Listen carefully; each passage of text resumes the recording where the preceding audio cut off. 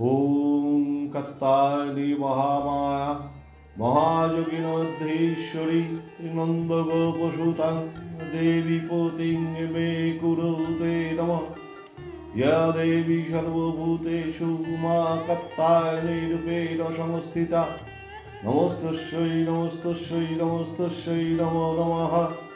নমস্তস্যৈ নমস্তস্যৈ নমস্তস্যৈ নমো নমঃ। নমস্তস্যৈ নমস্তস্যৈ নমস্তস্যৈ নমো নমঃ। ওম হ্রিং কাত্যায়নী স্বাহা। সুপ্রভাত। আজ 27 সেপ্টেম্বর, নবরাত্রি ষষ্ঠ দিন। দেবী দুর্গা কাত্যায়নী রূপে মহিষাসুরকে বধ করেছিলেন, তাই দেবী কাত্যায়নী আজ পূজিত হন। দেবী শক্তি, সাহস এবং ন্যায় বিচারের প্রতীক।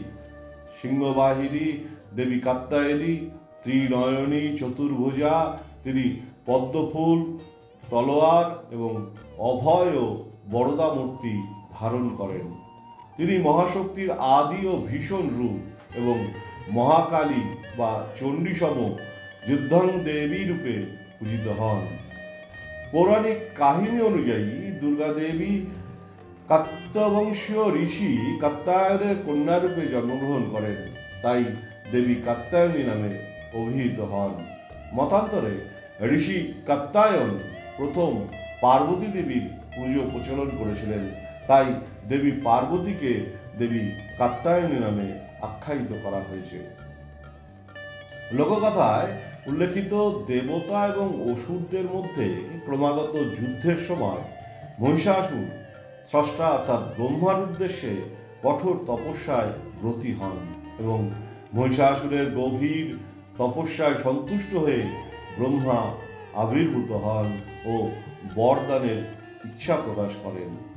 মহিষাসুর চেয়েছিলেন কোনো দেবতা বা মানুষ তাকে হত্যা করতে পারবে না।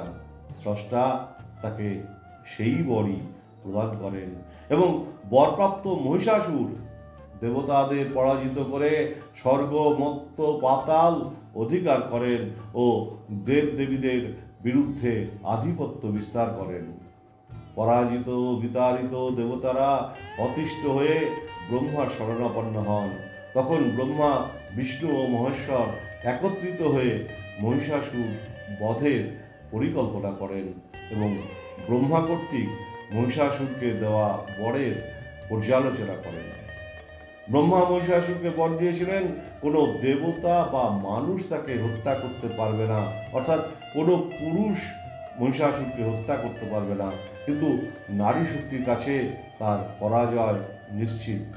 তখন ব্রহ্মা, বিষ্ণু ও মহেশ্বর সিদ্ধান্ত নেন এবং তাদের শক্তি থেকে দেবী দুর্গার সৃষ্টি করেন।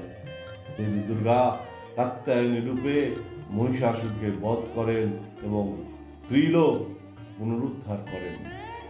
দেবী কাত্যায়নী সকল অশুভ শক্তির বিনাশ ঘটিয়ে জগৎবাসীকে সুস্থ, সুন্দর এবং শান্তিতে রাখবেন, এই আশীর্বাদ প্রার্থনা করি। নমস্কার।